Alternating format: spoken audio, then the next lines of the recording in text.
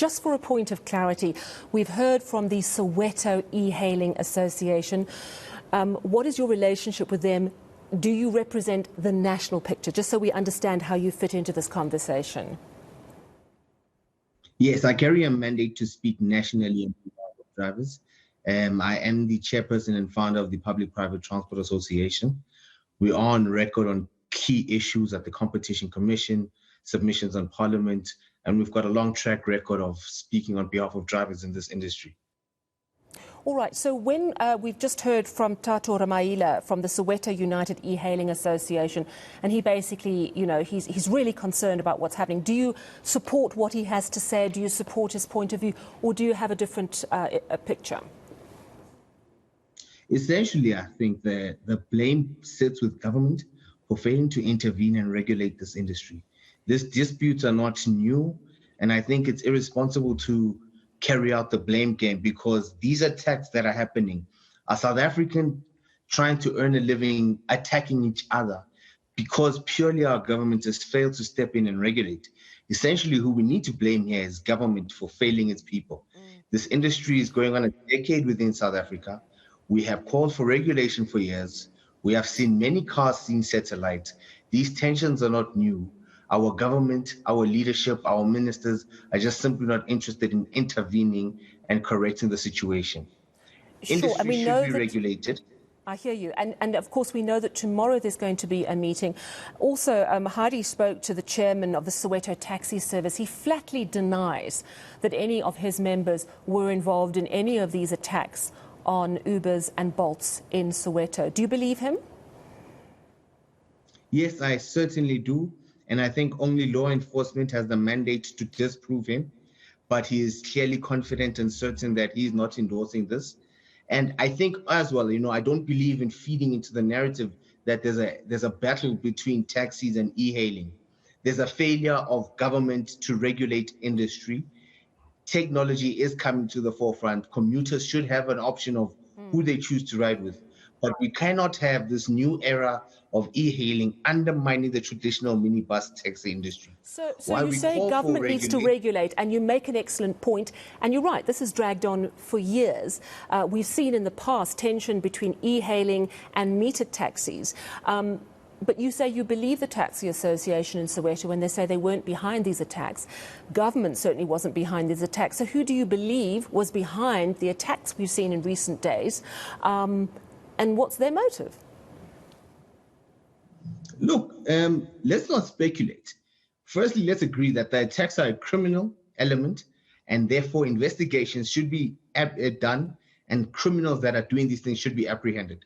I think malls have security guards, malls have customers, malls have security guards, so there should be eyewitness testimony that can confirm who did this or who carried out these acts. Beyond that, that's my expectation of the law, and I can't speculate any further. But I must stress that government is creating a situation where young black boys who grew up in those communities now have to fight their fathers who've been operating as taxi operators instead of regulating this industry. Regulation is a simple, clear... Here's the question I have around this. Are we seeing potentially, and you know, it may well be that it's random actors as opposed to sort of an orchestrated plan on the part of perhaps some elements within the taxi industry. Is this getting more intense? Because we know the taxi industry is in trouble. We know that our economy is in a really tight squeeze. Do you see that potentially as at the heart of what's going on at the moment? Yes. There is pressure. There are less trips being taken across all transportation platforms because there's less work. People are more and more unemployed.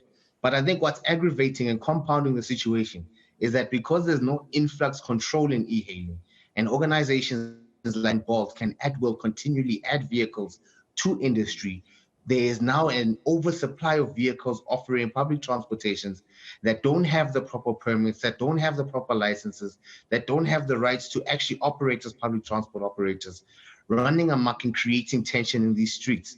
So my first blame is to Uber and Bolt for undermining industry, but equally so to government for allowing it.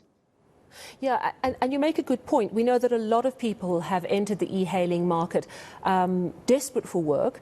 They've managed to organise a car and they have just got the app and off they go. But as you say, and I've heard this from a number of e-hailing drivers myself when taking trips with them, the market is flooded now. So the competition is getting really, really tense.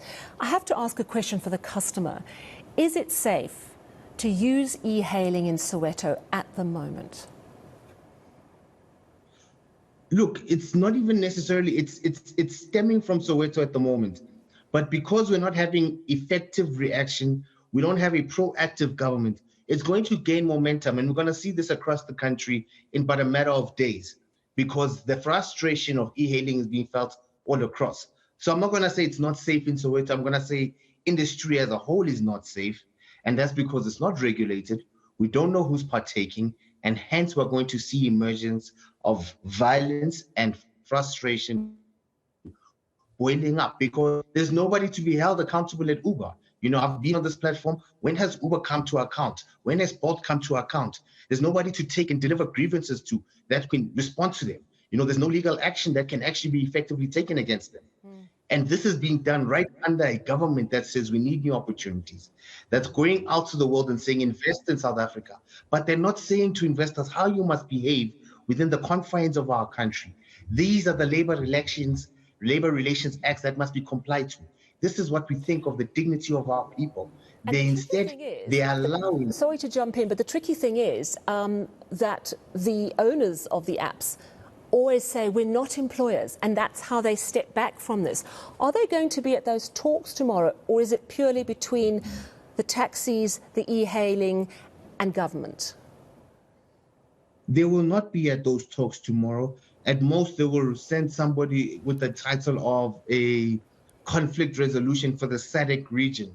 But I don't even think that person has the capacity to understand the appetite for violence the Soweto taxi market has.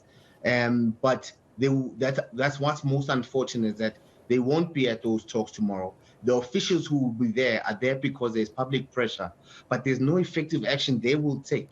They're not going to exercise the powers entrusted with them to call Uber and Bolt to the table and say, you're destroying our country. They're not going to do that. They're just going to continue and allow this assault on our nation's morality. Why are they not taking decisive action? I mean, from what you're telling me, it seems that it's fairly simple to say, this is how many people can have Uber licenses or can operate on the app. It's full now. You can no longer do it for this region. Is it that simple? And if it is that simple, why is government not acting? So historically, municipalities had to issue licenses for meter taxis based on economic studies that then gave direction as to how many vehicles should be available for the public transportation or e-hailing sector within the space. Now, our government needs to then stop being reactive and become proactive and find and create a virtual rank or a virtual system of governance to be able to track how many vehicles are operating within these municipalities, what are they contributing to this economy, and are they able to make a sustainable living? Now, this can be done. It's just that, you know, you look at how Uber has behaved on a global platform. They're a very corrupt organization. They are very easy to bribe and lobby government to not regulate. An unregulated environment is best for them because they thrive within chaos. And it is in that environment they are able to exploit at will. You say they're corrupt. That's quite a hefty accusation. Have you got proof of that? Is it something that you can take forward, perhaps lay a charge at the police station? It's not even an accusation. It's a statement of fact. It's on public record. If you go and just YouTube something like Uber leaks, you'll see government records on a global scale. I mean, I tend not to rely on YouTube for evidence. I mean, I'm just talking about here in South Africa. Have you got proof, tangible proof, that corruption has taken place? Because that's quite a serious allegation. Here's the proof I have. Here's the proof I have, and this is corruption, right? I can tell you of many black children that have been killed unnecessarily. That is corrupt. I can tell you that our government has not intervened to protect black lives that are trying to operate within space.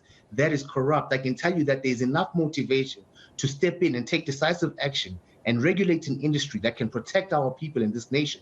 And that is not being done. That is corrupt. I can tell you that there's a constitutional promise. There is a promise that is that our president has offered us, that they were going to better this country, and they haven't delivered on that promise. And that is corrupt. So that's the evidence I offer you now. And there's no other evidence I can find beyond the fact that our people are abandoned. All right, so you can hear the frustration. Thank you so much for speaking to us. Good luck with those talks tomorrow. Vhatuka Mbelengwa, he's the spokesperson for the E-Hailing Association. He's laying the blame for the conflict at the door of government, saying they have failed to regulate e-hailing. And now, because times are tough, there is tension growing. And he's warning that this is something that could spread from Soweto to other areas. We know that there's a big meeting tomorrow. Let's hope they manage to contain this and reach some sort of agreement. Interesting, though, he is not pointing a finger of blame at Soweto taxi organisations. He's saying government needs to sort this out, and we shouldn't speculate on who's behind these attacks.